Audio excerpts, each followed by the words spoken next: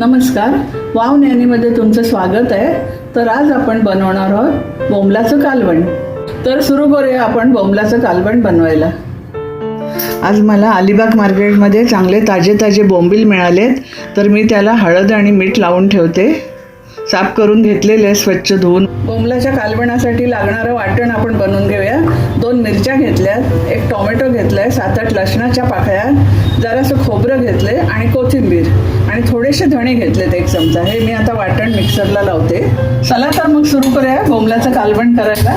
प्रथम आपण एक पॅन गरम करत ठेवलाय. यामध्ये 2-3 चमचे तेल टाकून घेऊया. तेल आपलं गरम होते, त्यामध्ये हा लसूण ठेचून घेतलाय मी 7-8 पाकळ्या.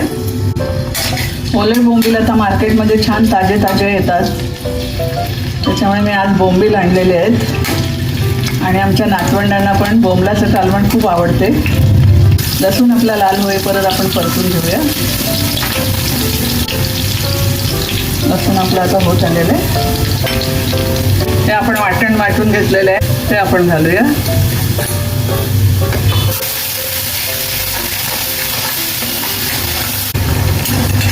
वाटणाचा कसवटपणा जाईपर्यंत आपण हे चांगलं फ्राय करून घेऊया.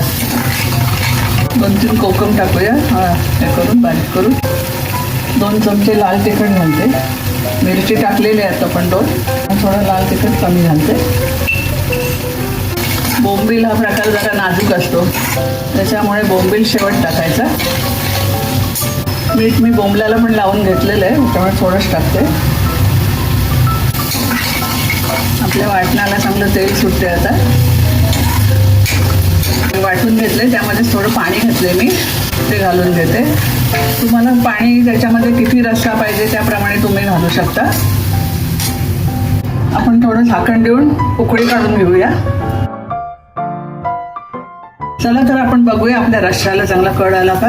वाव, छान रश्श्याला कड आलेला आहे. आता ह्याच्यात आपण थोडा मी गॅस बारीक करते आणि मग ह्याच्यामध्ये बोंबील टाकून घेऊया.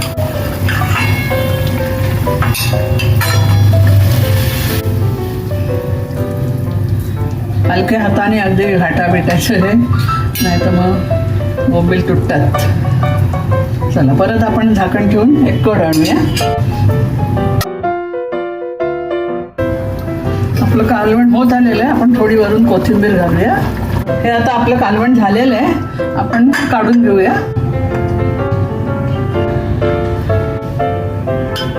थोडीशी आपण कोथिंबीर टाकून घेऊया याच्यावर.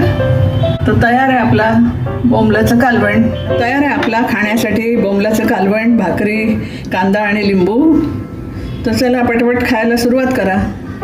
माझा हा बोंबलाचा कालवणाचा व्हिडिओ तुम्हाला आवडला असेल तर लाईक करा, शेअर करा, सबस्क्राईब करा. तोपर्यंत धन्यवाद.